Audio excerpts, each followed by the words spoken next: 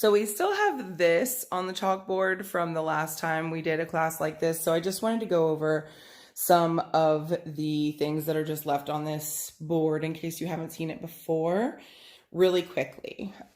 So BHO is a butane hash oil. You will see all of these as methods of infusion for different types of edibles and different types of products that are on the market now. So with any hash oil, see the H is going to stand for hash. With any hash in an edible, you can have a peak, which if you are putting a hash oil into something like a gummy, the gelatin in that edible combined with the hash can act almost like a jello shot of cannabinoids.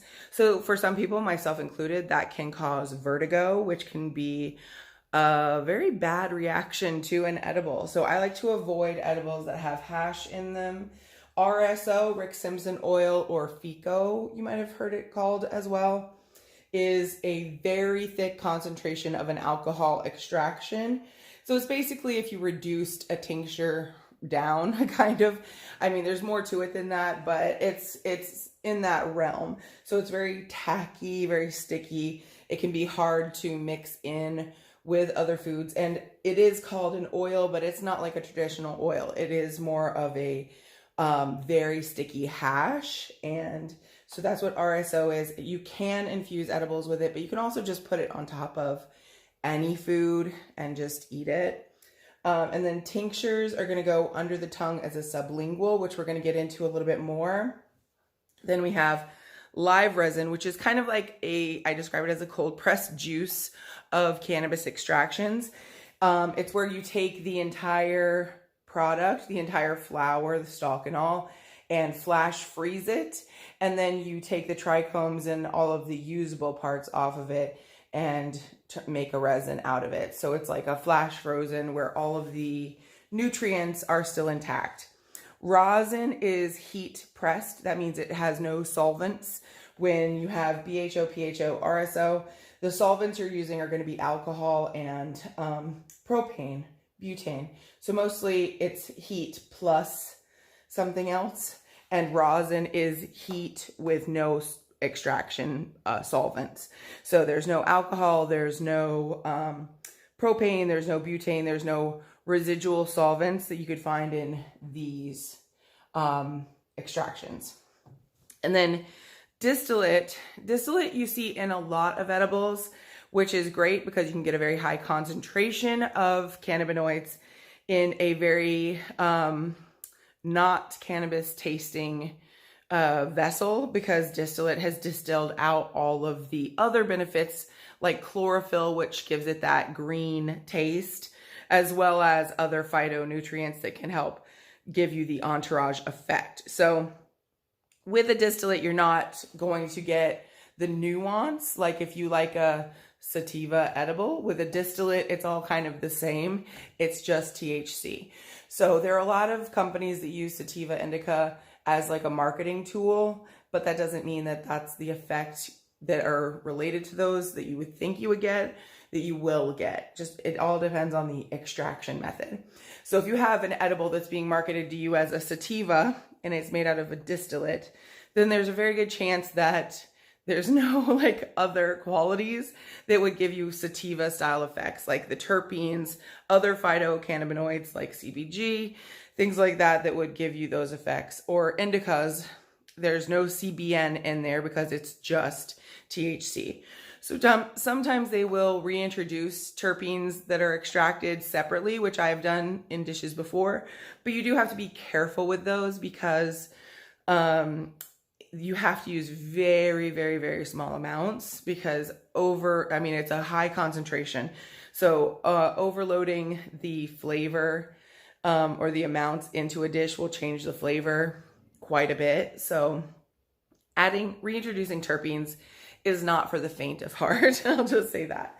So I'm going to clear this board and then we will talk a little bit more about some other methods of infusion and how we absorb those. Okay, so absorption is how we absorb cannabinoids and other nutrients. How do we get them into our system so that they start working? And they're usually, I'm going to talk about 4 points of introduction for absorption. And they're probably very basic, but I just want to go over them. So first, we have inhalation. So when you inhale, you are absorbing vapor or smoke into your lungs. And there are different mechanisms in your lungs that help facilitate cannabinoids to your endocannabinoid system. There are a lot of people who do not like to inhale. There are people who don't like a vapor or a smoke for health reasons, for personal reasons, or just because it's not comfortable as an application for them. We also have to remember that a lot of people had a lot of propaganda against cannabis use for a very long time. And there was a lot of propaganda against like, oh, I didn't inhale. So there are a lot of people who will not want to inhale, and they will take other methods of absorption that work a little bit better for them. So then next we're gonna have topicals.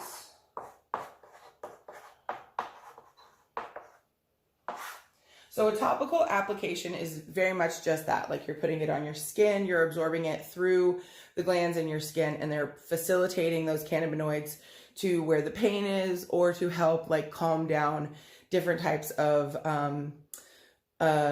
interactions with your nervous system that are making you feel uncomfortable. So when you have a topical, you can put it on. When I mentioned RSO earlier, Rick Simpson oil or FICO, that was originally designed to be used topically or to be eaten.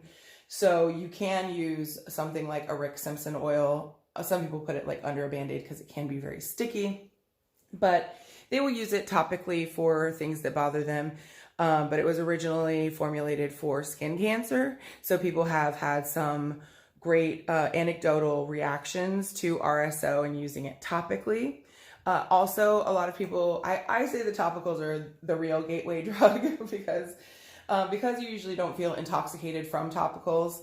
I have had topical like THC infused bath salts that made me feel so relaxed that I did feel intoxicated, but that was more because I was dealing with an extreme amount of pain. And when you get relief from that pain, you can feel almost like a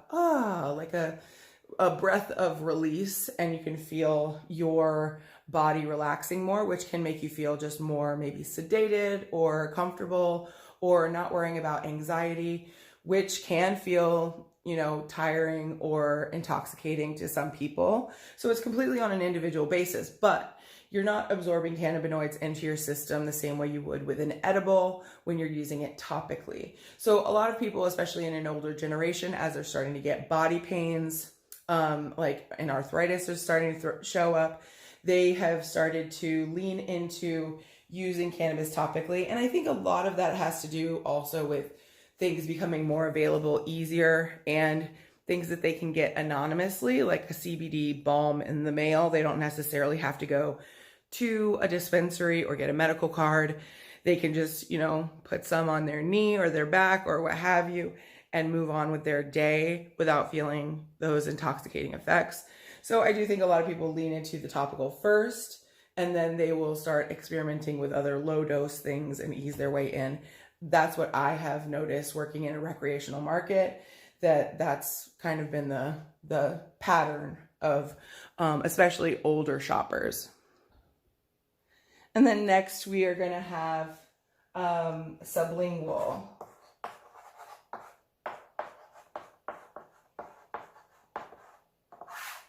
So sublingual just means under the tongue. You have a very thin membrane under your tongue that helps to get cannabinoids past that blood membrane barrier and into your system a bit quicker, which is incredible for people who need fast relief with pain or seizures, things of that nature.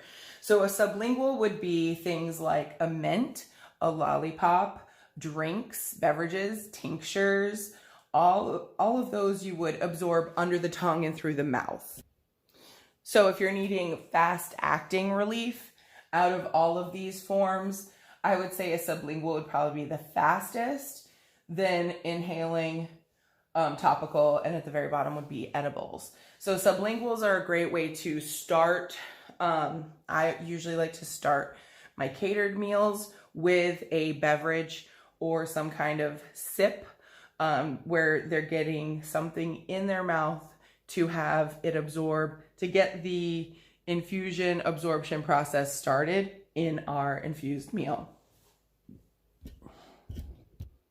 Sublingual application under the tongue or in the mouth is a great way to absorb other nutrients as well. You might have noticed other things like ashwagandha, even turmeric come in tincture style drops now.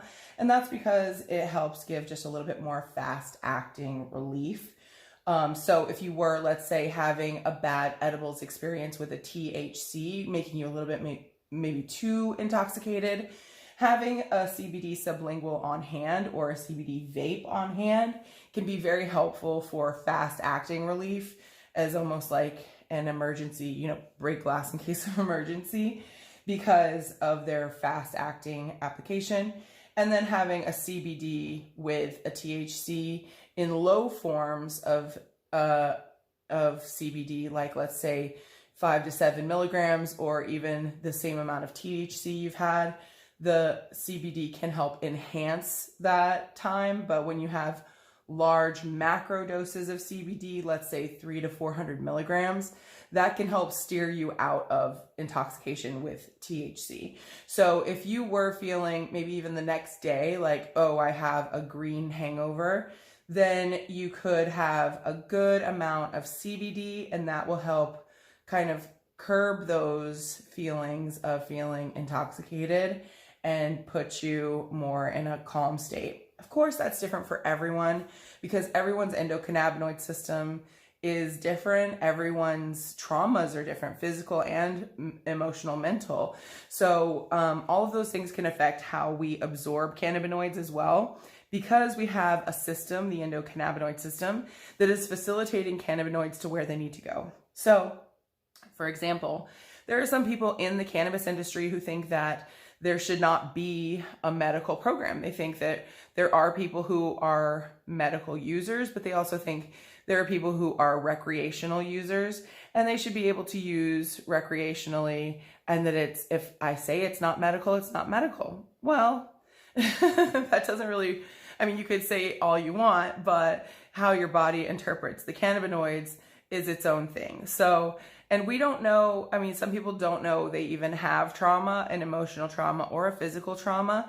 So you could say that you're using cannabis recreationally only, but that doesn't mean that your body isn't interpreting those cannabinoids into your endocannabinoid system medically.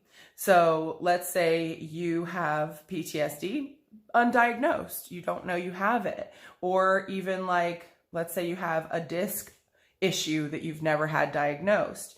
When you're taking let's say edible recreationally, your body doesn't know it's for recreation. It's still going to be facilitating cannabinoids to the trauma.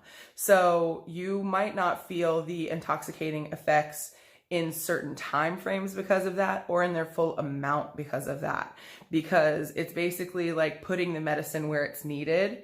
And yes, you could have a good time and giggle and feel like it's a recreational experience, but that doesn't mean that the cannabinoids aren't working in your body to be a medicine. Does that make sense? I hope that makes sense to everybody. Okay, so then the final method, the reason we're all here, is going to be edibles. So this is a great way to get cannabinoids in your system. But of course, people are very adverse to trying edibles a lot of time. And I think that that's because they haven't had the time to experiment. With alcohol, we give ourselves a lot of parameters to experiment in.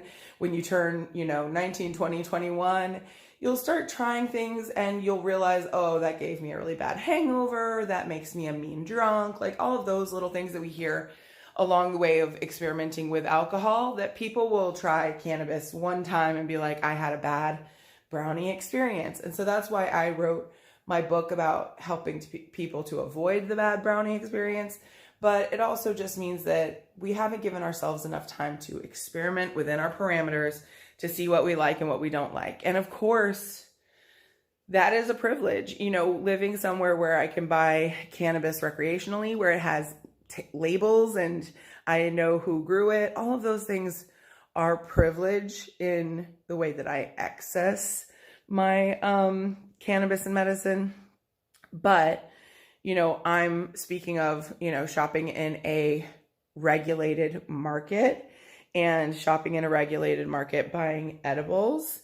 You know, we don't, even though it's gone through testing and it has to have label standards and all of this stuff, we still don't know that they're completely being honest about how they're treating people, how, you know, things are infused, things are extracted. And that's because, you know, in some cases, they don't have to tell us those things. In a lot of cases, I am looking at the label to see what information brands have decided to put on their label that they didn't have to, because that property on the label is very precious because you usually have to put a lot of regulated information on it. So any other space that they're taking up with their story or about how things are infused or their like new science or tech that they've put into the edible, I am paying attention to that because that is very, very precious space that they're taking up with information that they really want you to know. And you'll probably start seeing, I mean, we do see it a lot on CBD, the QR codes to help with that space where you can scan it and it takes you to the lab results, or it takes you to the website's like mission statement of the brand. So I also look into those as well, just because I'm curious about who's making my medicine. So let's take a couple examples of edibles. We have the gummy, the brownie, the salad, and the smoothie. So out of all of these, the most popular edibles that we see, probably more than anything else, are going to be the gummy and the brownie. Actually, I think that's IE. So the gummy and the brownie are probably what we'd see the most, like in a dispensary, or even home chefs are making the gummies and the brownies more than they're making a salad dressing or a smoothie. Why is that? You know, when you think about the gummy, like I mentioned before, where if it's infused with BHO or RHO or any kind of hash oil, you're gonna deal with a peak. And then in that gummy, you could have other issues like it just not digesting in time for some people. It could take a long time or it could be a short time. It really depends on how the person consuming it absorbs sugar and gelatin. So really when you have to look more at the food that is the carrier for the edible to see if it makes sense for you. And like, let's say you're taking cannabis for sleep, a gummy or a brownie is probably not the best for sleep because the sugar alone could keep you up. If you're someone who doesn't eat a lot of sugar in your diet, but you're eating sugar to have it as a carrier for your cannabis, then your body might just latch onto that sugar. It could keep you up. It could give you inflammation, body pains, things like that, if that's not already part of your diet. So these don't really make sense. I mean, I think there is something about a spoonful of sugar helps the medicine go down, and people use sugary edibles to cover up the flavor of the cannabis. But my method is to put those infusions in foods that it just works with the flavor. I don't want to work against the flavor by trying to cover it up. I think that something that's very herbaceous and earthy is going to taste better in a salad or a whole fruit and vegetable smoothie.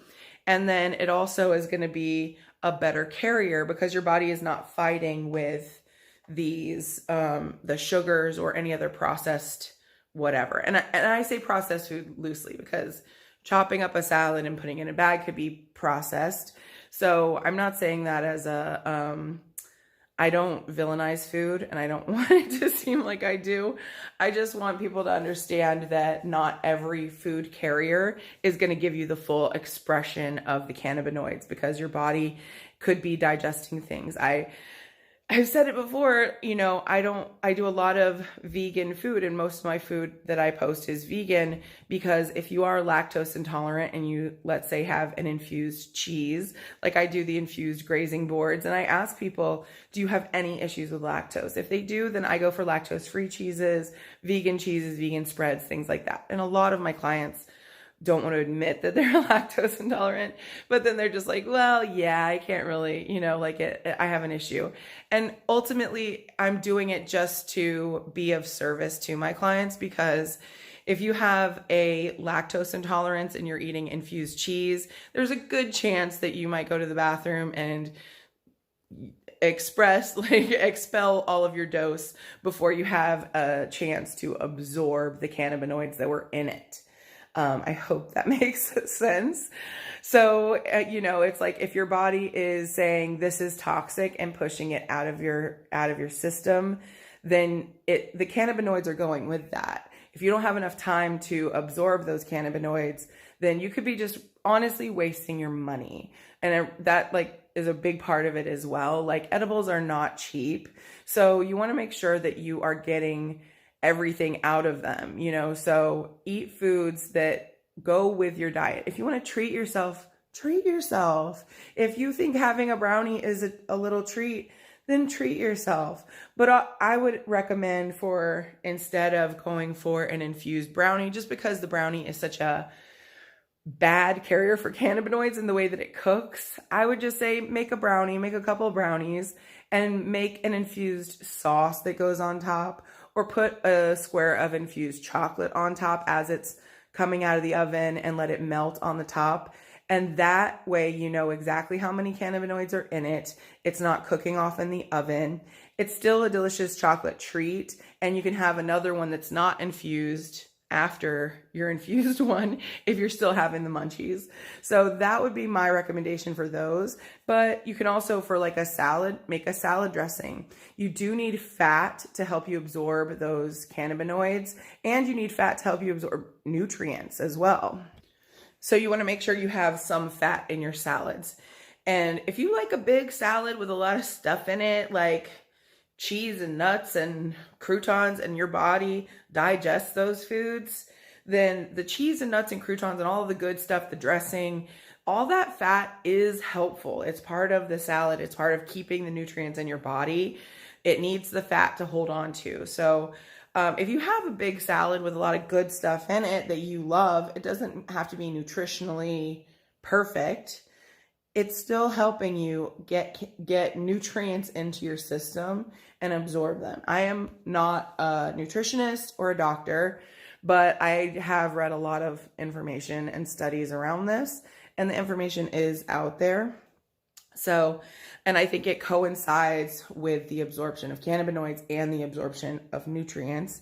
So just have something like a smoothie, a salad, or if you eat pasta, have a little bit of infused oil on top of your pasta.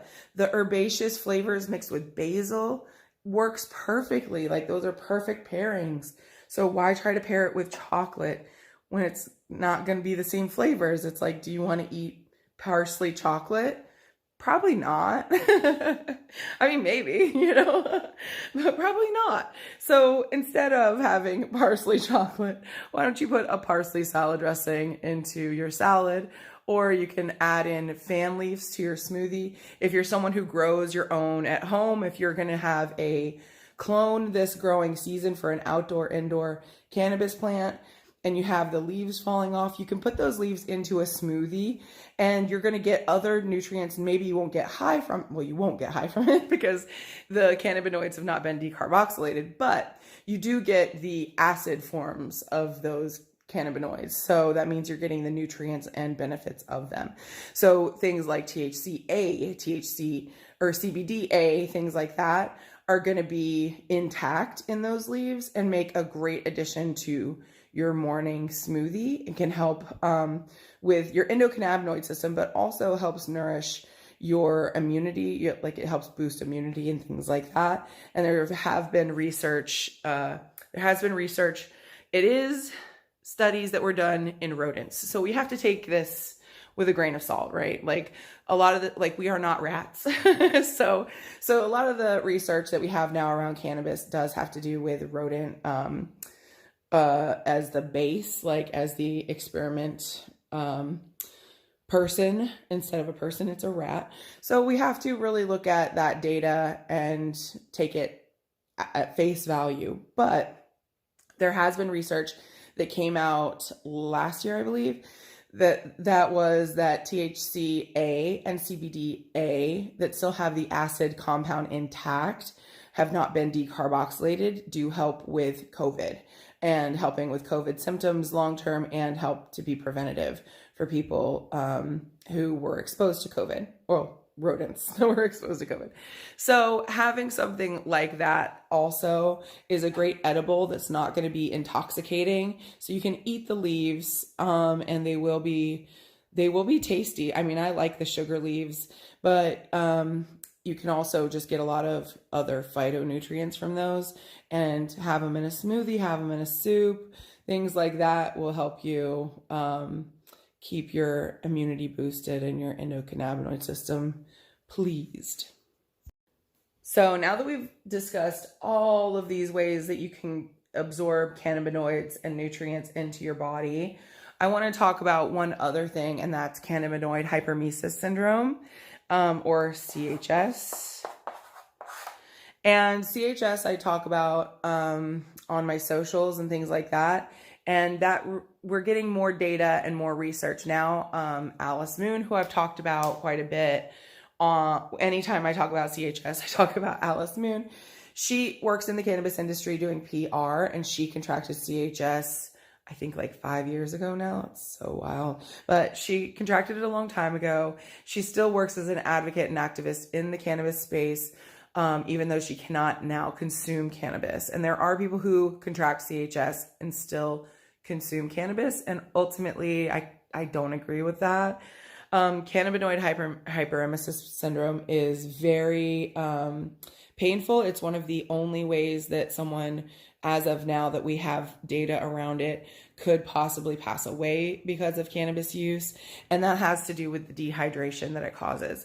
So with CHS, basically you're overloading your endocannabinoid system with cannabinoids, and then you start vomiting uncontrollably. And the vomiting for Alice was very severe. She went to the hospital multiple times. And because there was no data around what was happening to her, she didn't have research. It was really just going to the doctor and being like, why am I vomiting? And anyone who uses cannabis regularly, the first thing in your mind is, oh, I feel nauseous, I should smoke. So there are a lot of people who contract cannabinoid hyperemesis syndrome and still use cannabis because they think that will be the cure for it, when it causes, honestly, more of a reaction. And one of the only things that can help with stopping the vomiting is extreme heat, like capsaicin cream, which is basically like jalapeno ghost pepper lotion that you put on your stomach, or extremely hot showers. And that's because it's as far as I understand it, it's a distraction from the pain that's going on in your endocannabinoid system, and it takes some of the concentrated effects. Like it just kind of makes your system think, oh, something's happening somewhere else, and move to the skin, like where it's being hot and heated, and it can make the vomiting stop. But it's really just like your system is overloaded and saying, get this out of me. But most people who deal with CHS have to stop using pretty much cold turkey for a long time. So I don't recommend the high dose brownies, edibles. I think with everything, you should just use small increments until you're where you're comfortable. You can go dive in to a river head first, and you don't know what's going to happen once you dive in. Or you can go to the side and wade in slowly, ease your way in, and kind of understand the things that can come up, the dangers that can come up as you're wading in, and you can avoid them a little bit easier. So I always recommend doing the low and slow, the low dose method, because you can always ease your way up to a point where you are comfortable instead of just taking a fast track to uncomfortability. So let's go over these again just really quickly. Inhalation, that's going to be combusting flower or vaporizing using. It's important to note that people have been infusing foods for a long time. It's speculated that cannabis is a prehistoric plant. It's been noted to be around as far back as 400 BC, which is so wild. So people have been infusing foods and using these methods for a very long time. So to make something like a tincture, a sublingual, all you would really need is a high volume alcohol, something like 151 or Everclear. You want it to be over 100 proof. And then you would put flour, a couple of grams of flour in a jar with a couple of ounces of that high proof alcohol. Put it in your freezer, shake it every day for a couple of weeks, and then you would have a tincture that is very easy and low cost, and you don't need to worry about decarboxylating, things like that. But not everyone can consume alcohol because of health issues or addiction issues. So the sublingual tincture using that method might not work for everyone. Other methods, you're most likely going to need to decarboxylate your flour, which for some people can be very easy and for some people it can be very difficult. If you've ever had an edible that just didn't work for you, there's a good chance that the decarboxylation process was, there was something that went wrong in that process, that it was probably underactivated and not activated enough for you to get the full potency or expression of that cannabis. But there are plenty of people who have the special sauce, people who can decarboxylate perfectly, who make edibles that work for them and their community, and that's amazing. But I do talk a lot about infusion machines. There are some I love and some that I could really do without. But I think that the infusion machines are a big help for people who have disabilities, people who have lost money because they weren't decarboxylating properly. Like let's say 1 out of every 4 of your edibles batches doesn't work, and that's because you didn't decarb properly. That could be hundreds of dollars of product that you basically lose because you're not decarbing the right way and activating the cannabinoids. So for some people, a $200 machine can be very cost effective because that's helping them not have to do the guesswork of decarbing. And for other people, it might seem like a waste of money, so it really is such an individual thing of how you infuse your food, how you make your food, and how you consume cannabis. So I talk a lot about the infusion machines on my socials because there are people who ask me about them, but I'm not saying all of this to say you need an infusion machine to make an effective infusion. You don't. You can definitely do it on your own, but there are plenty of benefits to having an infusion machine if that's something that you choose to use. So we have absorption through the lungs, absorption through the skin, absorption under the tongue, and absorption through the liver, through the GI tract and liver. I want to talk for just a second about ABV, which would be kind of a combination of these two. ABV are already been vaped. I just want to put one of these through it. I don't think you should be using ABV in your edibles. And the reason for that is you don't know how many cannabinoids are left in it. So it's kind of like if a recipe calls for, let's say, freeze-dried coffee for your brownies, let's say, then you try to use coffee grounds instead. It's definitely not going to be as good. It's not going to taste right, and the effects might not be great. So ABV, I don't think should be used in edibles, and that's because if you are vaping properly, there shouldn't be any cannabinoids left in your flower.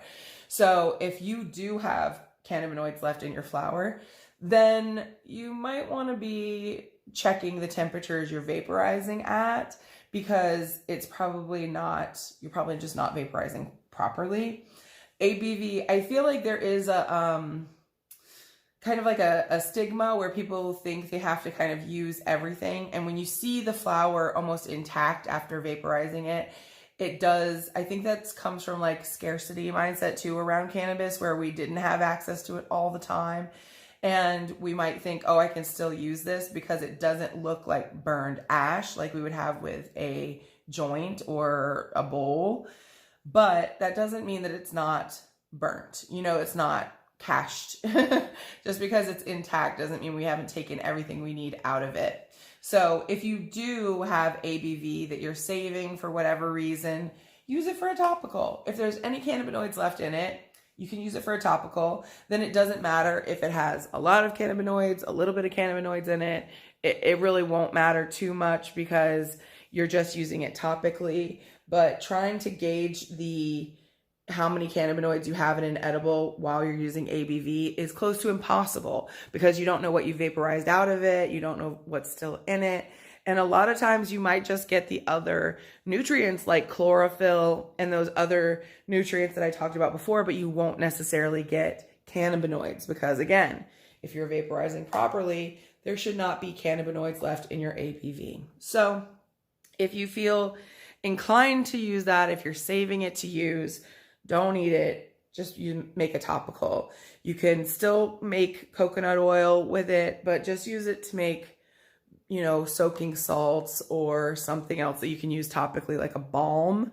And then with topicals, you also want to consider the method you're putting, like the skin barrier. So if you're using things like shea butter, that's great, but you don't want to use any topicals that cause a skin membrane barrier where the cannabinoids are not going to go directly into like help out those muscles. So I would just say before you make a topical, make sure you're learning about a little bit about what carriers work best for lotions and topicals and salves before you make a big batch of something. But ABV is great for experimenting. If you're experimenting on how to make topicals, use the ABV. And if there's no cannabinoids left in it, you might still have other things. So these are the main ways you are going to absorb cannabinoids into the body. I think that as we get more funding into medical entities and schools like colleges that do research around cannabis infusion and what it does to our endocannabinoid system, as we absorb it, I think we will get more data. And as science progresses and as people want to monetize extraction methods and new types of absorption, we probably will see some kind of innovation when it comes to absorption. I will say, going back to topicals just for a second, topicals, there is a transdermal patch. So if you are absorbing like a topical, that would be the only topical that it would cause intoxication, just because it's a technology designed for that. So if you're putting it on as a transdermal patch, just think of it like a nicotine patch. There are a couple of companies that make transdermal patches, and some people say they work, some people say they don't. For me, they've personally worked, especially for things like long flights where I'm dealing with back pain and things like that. And I do like that for injuries, you can put them right onto the injury and find relief where it's going into your system. But those can make you feel a little bit intoxicated. Other topicals aren't going to get into your system that way because they're not utilizing the science that and the technology that transdermal patches use. So for topicals, you're going to absorb them through your skin, sublingual, under the tongue, edibles in the liver, and when you inhale them through the lungs. So that is quite a bit of points of entry when it comes to cannabinoids. And that also means you want to just be careful with how you are ingesting cannabinoids. And if you are on the path of infusing foods, not only just for yourself, for other people, if you have like a small edibles business, things like that, these are all good things to keep in mind as you look for new ways to, invent new types of infusions or bring in new methodologies when it comes to recipes. Just knowing these key points can be very helpful for anyone trying to make edibles on any scale. So they're just good to keep in mind. So I would say give this a little screenshot so you can see these different points of infusion and absorption. And let's find some great, effective, and not scary ways to infuse foods and topicals.